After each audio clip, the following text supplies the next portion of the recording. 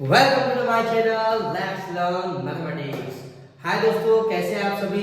तो आज हम जो स्टार्ट करने जा रहे हैं ये बहुत ही इंपॉर्टेंट कंसेप्ट है। ये जो कंसेप्ट है ये 8 स्टैंडर्ड का है, बट इसका जो यूज है वो 9th में भी है, 10th में भी है, 11th में भी है, 12th में भी है।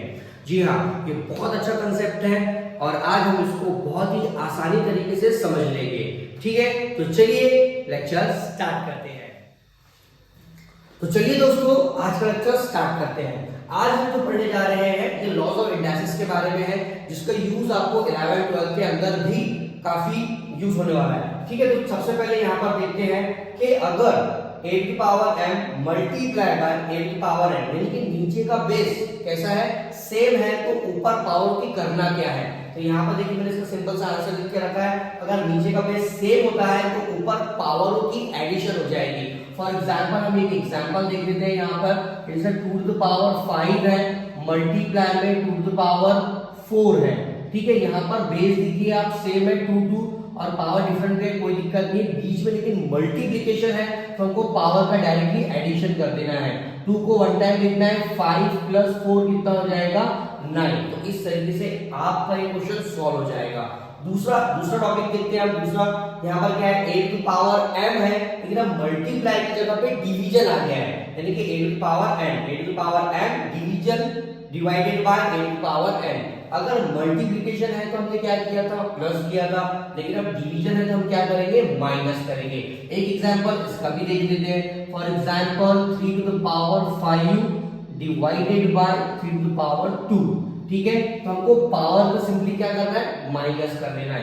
3 को वन टाइम लिखेंगे, 5 माइनस 2 कितना होता है 3। तो ये आपका आंसर हो गया है। यहाँ पर देखिए लॉज ऑफ इंडाइसिस का तीसरा रूल क्या कहता है कि a to the power m है और वो ब्रैकेट का पावर n है।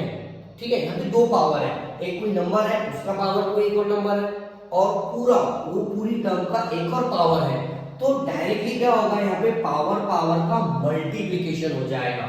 कैसे, एग्जांपल देखते हैं। यहाँ पर 2 का पावर फॉर एग्जांपल 2 है और ये पूरी टर्म का पावर कितना है 3 है, तो इसका डायरेक्टली आंसर कितना हो जाएगा, 2 का पावर 2 3 से कितना होता है 6, तो 2 टू पावर 6। ये इस तरीके से सॉल्व हो जाएगा। इसका लॉज ऑफ इंडाइसिस का चौथा रूल देखते हैं कि a to the power minus m है, यानी जो पावर है वो कैसी है, नेगेटिव है। अगर हम इसको पॉजिटिव में कन्वर्ट करना है तो कैसे करेंगे, तो हमको सिंपली करना है 1 के अपॉन में ये टर्म को लिख देना है। फॉर एग्जांपल यहाँ पर देखिए सपोज 2 टू द पावर लेते हैं -5, so it can be written as 1 upon a to the power 5। जो आपका 2 टू द पावर -5 था वो 1 के अपॉन में नीचे आ गया, तो इसका पावर क्या हो गया, 5 के प्लस में हो गया।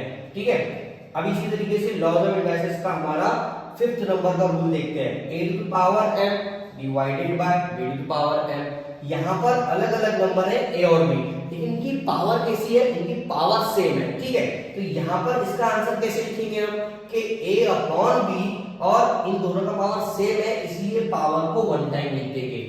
ठीक है, एक एग्जांपल के थ्रू समझ लेते हैं। यहाँ पर फॉर एग्जांपल 2 का पावर कितना है 3 है और 5 का पावर भी कितना है 3 है। ठीक है, तो इसका आंसर कैसे हो जाएगा 2 अपॉन 5 और इसका पावर कितना आ जाएगा डायरेक्टली 3। ठीक है, अब यहाँ पे लास्ट देख लीजिए laws of indices. a to power कितना होता है 0 है।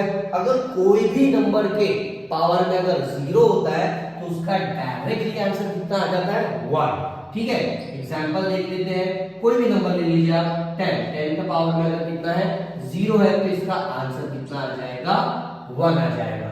इस तरीके से आप लॉज ऑफ इंडाइसिस के रूल को समझ सकते हैं। ठीक है, कॉपी कर लीजिए इसको। आई होप आपको आज का ये लेक्चर छोटा सा कंसेप्ट है तो समझ में आया होगा।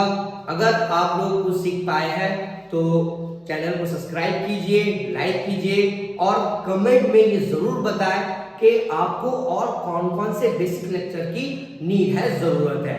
ठीक है, चलिए नेक्स्ट लेक्चर में मिलते हैं। Thank you.